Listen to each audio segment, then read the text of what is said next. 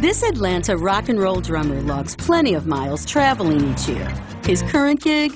Finding a new vehicle that will be a hit with his wife and 2 daughters. My folks in Memphis will drive to see them. My wife's folks in Charlotte will drive to see them with 2 kids, all of our luggage, and a dog. He test drove 3 vehicles to find a mid-size crossover that would strike the right chord.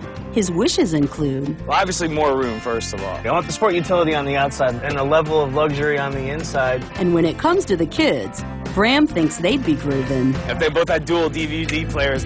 The first car Bram drove was the Toyota Highlander. It looks tougher in the back than it does on the sides of the front. The tone colors and all that stuff I like a lot. It's looking like it's pretty well laid out with the things that are important to get to. Everything's very visible. A lot of controls on the steering wheel, which seems good. This thing sticking out like that would be a big downer for space for me with putting cargo in here. Next, Bram checks out the Chevrolet Traverse to see if he likes its vibe.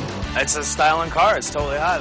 I like the concept of this car very much with the DVD players in the back and the leather I'm sitting on. The deepness inside the gauges with these 2 things right there, it kind of seems like it cuts off your information a little bit. It feels like it's glued to the road. This was nice with the dual headphones. The kids would be excited about that. In a car like this with drums or other stuff that I would have, that to lay it all down nice and flat and have an open cargo bay. Next, drummer Bram beats a path to his 3rd vehicle, the Honda Pilot. I'm already intrigued. The front's pretty tough looking. Looks like what an SUV crossover should be.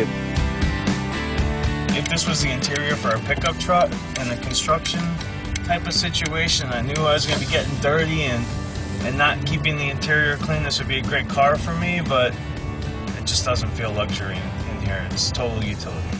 Look at all that connectivity I have right there. The back of this car is very nice. It's very comfortable. So which car hit all the right notes for this rock and roll dad and his favorite crew? Chevy Traverse is clearly standing at the top, no doubt. I don't even need another second to think about it. My initial thought was that this car was definitely got luxury and utility perfectly blended together. So I had always said if somebody made a crossover like this that looked like an SUV on the outside and a minivan on the inside, I would be all about it. It's an awesome looking car from every single direction. It's got plenty of room for my drums in the cargo. When we went on the family trips, we'd have a lot more room. The kids would love watching the movie, and obviously my wife and I would be extremely comfortable and styling as we did our famous 3 to 5 hour drives that we just do often. Car Hunters was conducted by GFK Custom Research, an independent company. I could easily pump some serious change addiction in this car.